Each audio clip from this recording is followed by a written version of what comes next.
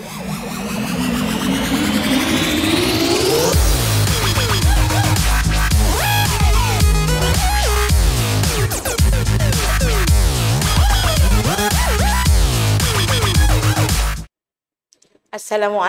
warahmatullahi wabarakatuh. Bertemu kita kembali di laman Didik Nurani 2021 yang di bawah kelolaan PPD Kubang Pasu. Saya Cikgu Afizah binti Haji Ahmad yang merupakan guru bimbingan dan kaunseling Sekolah Kebangsaan Bandar Baru Darul Aman, Citra Kedah. Pada hari ini saya ingin membuat satu perkongsian mengenai kasih sayang. Sebelum itu, saya belanja 2 rangkap pantun 4 kerat. Dengar ya. Manis sungguh buah laici, beli sekilo di pasar Kepayang. Marah cikgu, bukanlah benci, marah cikgu kerana sayang. Buah jambu di bawah tangga, buah kelapa di hujung desa. Kasih ibu membawa ke syurga, kasih bapa sepanjang masa. Okey, baiklah. Tajuk yang saya pilih pada hari ini adalah Masih Ada Yang Sayang. Kenapa? Kerana kita hidup dalam kasih sayang. Hidup yang barakah. Hidup yang sempurna dengan kasih sayang. Kasih sayang merupakan perkongsian perasaan kasih dan sayang dalam tindakan dan perlakuan. Kasih sayang bukan hanya melibatkan hubungan sahaja. Perlakuan kasih sayang boleh berlaku dalam pelbagai peringkat. Di mana, contohnya, kalau pelajar yang berumur 11 tahun boleh berkasih sayang dengan adiknya yang berumur 5 tahun, yang lebih muda darinya, dan menyayangi ibunya yang lebih tua darinya. Itulah maksudnya berbagai peringkat. Dan orang yang berlainan. Kepekaan dan perasaan cinta yang mendalam serta berkekalan yang lahir dari hati yang ikhlas. Dengan kata lain, kasih sayang bukanlah satu kepura-puraan. Sebagai manusia yang beragama, kita mempunyai Tuhan. Dan kita mestilah berkasih sayang pertama sekali, mestilah pada Tuhan. Sebagai orang Islam, kita berkasih sayang dengan Allah Subhanahu Wa Taala dan juga para Rasul dan Nabi. Dan di kalangan manusia, siapa yang perlu kita memberi kasih sayang? Kita lahir dari penyatuan kasih ibu dan ayah. Pastinya orang yang kita perlu sayang adalah ibu bapa dan ahli keluarga kita. Yang merangkumi adik, abang, kakak dan yang lain-lain. Seterusnya saudara mara. Siapa saudara mara ini? Saudara mara merupakan datuk, nenek, sepupu, bapa saudara, ibu saudara dan saudara-saudara yang mempunyai hubungan saudara dengan kita. Dan bila kita berkeperluan pergi ke sekolah, belajar, ketika berumur 4 tahun, 5 tahun, kita pergi ke prasekolah, tadika, sekolah rendah, sekolah menengah. Di situ kita akan mendapat ilmu dari seorang yang bergelar guru. Maka guru antara yang boleh mendapat kasih sayang dari kita. Seterusnya, sahabat. Ketika kita menginjak usia semakin bertambah, insya-Allah semakin bertambah sahabat kita. Kita akan dari usia kita 4 tahun, mungkin kita mempunyai 2-3 orang rakan. Kemudian bila umur 7 tahun, kita dah masuk sekolah rendah, semakin ramai sahabat-sahabat kita, rakan-rakan kita di sekeliling kita, insya-Allah. Okey. Bagaimana kita hendak menunjukkan kasih sayang pada keluarga kita? Kasih sayang ini adalah satu yang subjektif. Tak dapat diukur. Okay, antaranya, kita boleh membantu ibu bapa melakukan kerja-kerja rumah. Contohnya macam pelajar-pelajar sekolah rendah. Mungkin tidak mampu untuk membelikan sesuatu yang mungkin sangat berharga kepada ibu bapa kerana tidak mempunyai pendapatan. Tapi tidak mustahil. Dan ada cara untuk menunjukkan kasih sayang seperti membantu ibu bapa melakukan kerja-kerja rumah. Siapa yang selalu menolong ibu bapa di rumah? Saya percaya ramai pelajar-pelajar yang selalu membantu bapa seperti basuh pinggan, cuci kain, kan, sidai kain. Mungkin benda tu kita nampak remeh, tapi satu pekerjaan yang bila kita tolong meringankan kerja ibu bapa adalah satu perhargaan yang sebenarnya sangat dihargai oleh ibu bapa kita. Kemudian kita mengambil berat terhadap perasaan dan keperluan mereka. Contohnya, mungkin kita bercakap kasar ataupun kita bercakap kita berambil mudah bila kita berhubungan dengan keluarga kita. Mungkin itu adalah satu perkara yang tidak menyenangkan. Jadi kita mengambil berat perasaan apa yang mereka rasa, apa yang mereka perlukan. Okey. Kemudian di samping itu kita ada juga hari-hari istimewa. Meraihkan hari-hari istimewa. Mungkin ada pelajar yang sentiasa dalam ingatan tentang hari-hari jadi ibu dia, hari jadi bapa dia, hari jadi adik-adik dia. Itu merupakan hari-hari istimewa dalam keluarga dan sentiasa diingati oleh pelajar.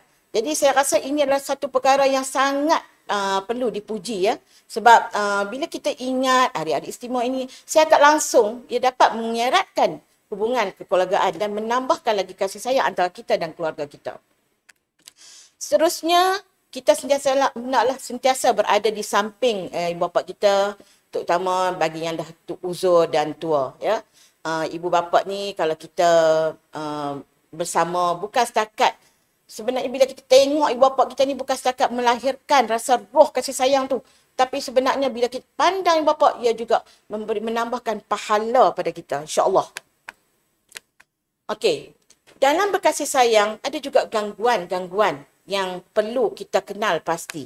Antaranya kekangan masa. Apa yang dimaksudkan dengan kekangan masa? Dewasa ini kebanyakan ibu bapa bekerja dan kadang-kadang kita rasa kita tidak disayangi kerana mungkin ibu bapa kurang meluangkan masa bersama kita. Kita juga sebagai pelajar, cikgu perhati tengok dengan keadaan arus pembelajaran sekarang ni sangat padat. Pagi datang ke sekolah belajar, kemudian petang kelas kafah, kelas agama, malamnya dengan tuition, kelas tambahan semua kan. Jadi ini merupakan satu cabaran kepada kita semua. Tapi kalau kita pandai mencari masa, insya-Allah kasih sayang itu tetap hadir dalam hidup kita. Kemudian pengaruh luar. Pengaruh luar ni banyak sebenarnya. Tapi hari ini saya nak bawa dua aspek saja. Pertama, rakan sebaya. Kadang-kadang bila kita kena marah di rumah, mak marah kita. Kita pergi sekolah, kita ceritalah. Kongsi dengan kawan rakan kita ni. Tadi di rumah saya kena marah, mak marah. Kawan kita ni kadang-kadang dia juga ada, kadang-kadang ada kawan yang jenis membawa aura negatif. Itulah, mak kau tak sayang kat kau lah tu. Tu yang kena marah. Kemudian kena marah dalam kelas, tak buat kerja sekolah, tak buat kerja yang cikgu bagi. Kamu anggap cikgu benci kamu bila cikgu marah. Sebenarnya salah anggapan itu. Kita kena fikir, kenapa kita dimarah? Kenapa kita kena marah? Punca, cari kelemahan diri kita. Cari apa faktor yang menyebabkan kita dimarah. Kemudian media sosial. Media sosial ini adalah satu penyakit yang sangat kronik lah bagi saya. Dewasa ini kita perhatikan ramai yang mempunyai gadget-gadget yang untuk keperluan. Jadi ada juga pelajar-pelajar yang tidak tahu menggunakan gadget ini dengan cara yang lebih berdisiplin. Jadi kadang-kadang kita berkumpul dalam satu ruang di rumah, mungkin di meja makan, mungkin di ruang tamu. Tapi ayah pegang handset, mak pegang handset, kita pun pegang handset, adik pun pegang handset, kakak pegang handset. Jadi di manakah aliran kasih sayang itu akan timbul? Pastinya kita semua sepok di alam maya.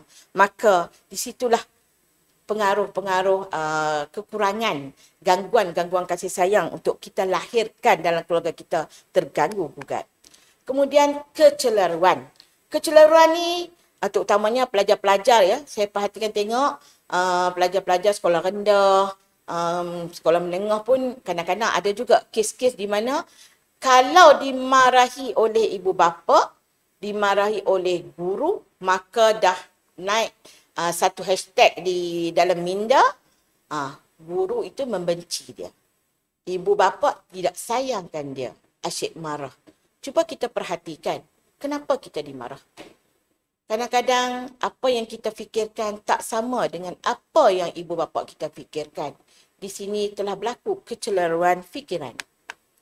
Kemudian komunikasi kurang berkesan. kita cara berkomunikasi kita yang kurang menarik, kurang kita amalkan secara sihat.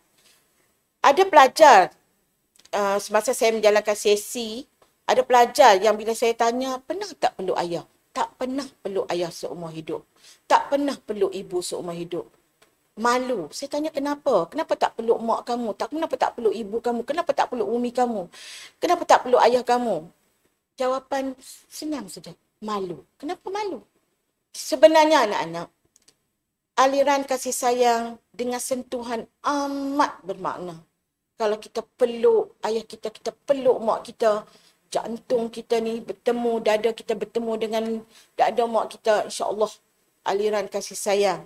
Dalam Islam pun menyatakan kalau kata kita sedang tidur kan, mak kita pergi pegang kepala kita, baca doa, bacalah apa saja waktu kita tidur tu. Sebenarnya waktu tu minda-minda kita berfungsi dengan baik. Kita menerima apa yang disampaikan oleh ibu kita. Itu adalah kuasa Allah Subhanahu Wa Taala. Jadi jangan kita anggap pelukan itu adalah satu perkara yang remeh. Ia adalah salah satu cabang kasih sayang yang sangat berkesan.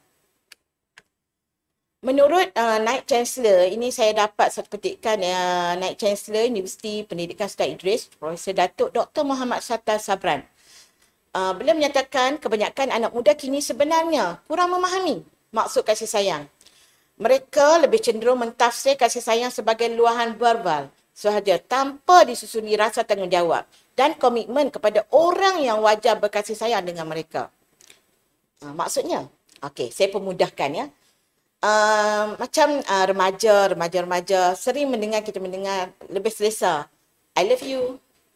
Sayang awak. Muah-muah. Hai sayang. Itu adalah luahan yang sangat disukai oleh remaja sekini. Sebenarnya, cuba kita renung. Berapa kali dalam sehari kita ucap sayang kepada ibu bapa kita? Pernahkah kita meluahkan perasaan sayang kepada guru kita? Pernahkah kita menzahirkan perkataan sayang kepada adik-adik kita? Pernahkah kita menzahirkan perasaan sayang kepada abang, kakak kita? Mungkin ada yang menjawab, tidak pernah. Ada yang menjawab, bila hari raya. Ada yang menjawab, bila sekali-sekala. Jadi benda ni mungkin menjadi satu perkara yang tidak diamalkan secara sihat. Sebenarnya, bila kita luahkan perasaan sayang, bila kita luahkan perasaan cinta, kasih sayang kita, kita susuli dengan perasaan tanggungjawab kita, komitmen. Seperti yang telah saya jelaskan sebelum ini. Di mana kalau mungkin bagi pelajar sekolah rendah, kita cakap dekat mak, sayang mak. Lepas tu bila mak minta tolong, tolong mak, tolong basuh pinggan. Jadi itulah cara kita tunjuk tanggungjawab kita, komitmen kita. Susah ke? Tak susah kan? Sebenarnya kita terlampau menjadikan kasih sayang tu satu bentuk yang formal. Okey, jadi itulah yang menjadikan kita tidak nampak kasih sayang yang disalurkan oleh ibu bapa kita. Seterusnya, bila kita lihat gambar ni, gambar mungkin sahabat, mungkin adik-beradik kan. Tapi cara bergandengan tangan itu begitu menyentuh hati kita. Saling berkasih sayang kerana Allah. Menjadi benteng keamanan dan keharmonian negara. Serta mendapat naungan Allah di padang mahsyar.